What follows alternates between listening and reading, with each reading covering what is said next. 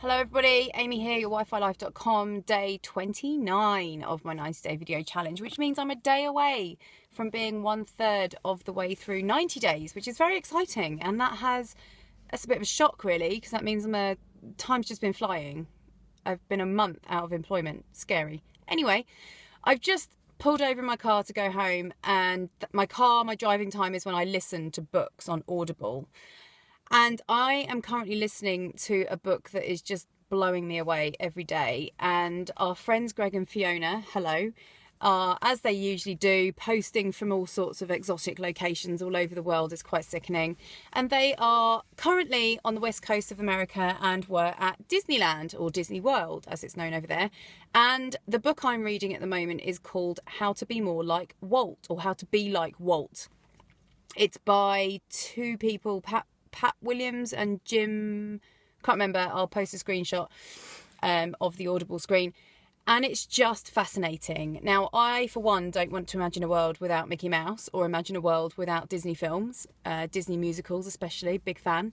But I especially don't want to imagine a world at the moment without millions of children not having Frozen. I mean, I just don't know, there would be all sorts of psychological problems in the world if Frozen didn't exist, I'm sure, for people's children. But I don't think Walt Disney gets enough credit in this day and age, really, or maybe none of us are aware, for his entrepreneurial skills and traits and the entrepreneurship he demonstrated.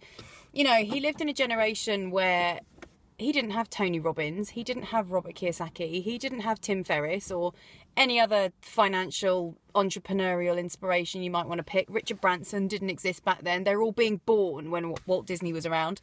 And he also lived and succeeded through World War II, a financial depression which followed World War II. And the more I listen to this book, the more I have so much respect for this guy, God rest his soul. And he just didn't give up on something he dreamed.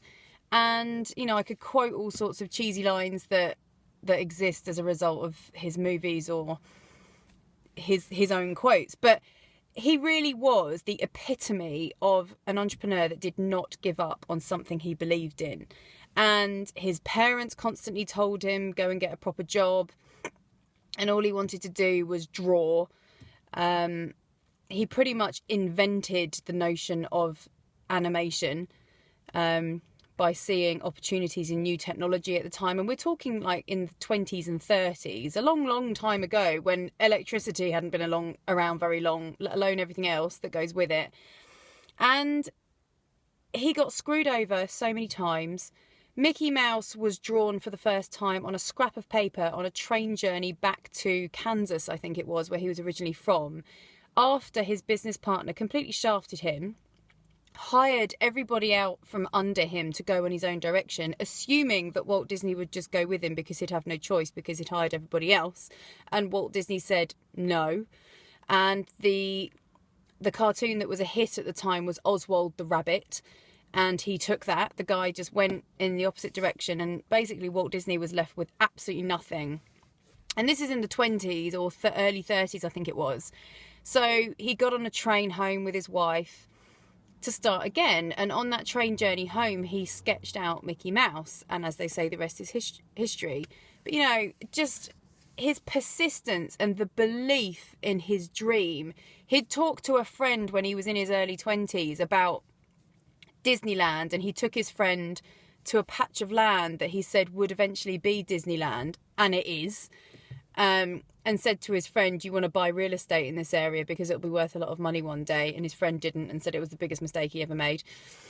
And he clearly had a picture of what he wanted to exist. And it was all about having fun and using your imagination and not ever limiting yourself with that imagination. And it's just fascinating. I highly, highly recommend this book. It's epic. It's about 16 hours long on Audible, so I dread to think what it would look like in paper form. But I highly recommend it. I'm still going. I'll try and do a blog post or something as a review on it when I finish it. But he really was one of the original incredible entrepreneurs of his time. you know, he had the success of Snow White and the Seven Dwarfs before the Second World War, and then his subsequent two features were a flop because the whole of Europe got shut down by the Nazis from showing things in the cinema. So I think it was Fantasia and Pinocchio were massive financial mistakes, or not mistakes, but holes, because the European market didn't see them. And then he went on to make Bambi and Dumbo, and after that, I think Cinderella was the turning point that everybody told him not to do, but he did it, and that finance backed the opening of Disneyland, or the initial concepts of Disneyland. It's just amazing. And my video is already over 5 minutes long, which is breaking one of my rules. So highly recommend this book. It's not one of the more common ones we get recommended as sort of inspirational reading, but it's just amazing. I love it. I love it. I love it. I love it. So go and get it. How to Be More Like Walt. I'll grab a screenshot of Audible so you can see the authors and so on. And enjoy Disney. I want to go and watch a Disney movie now, and I might. I think I will. Take care. See you in day 30. Bye.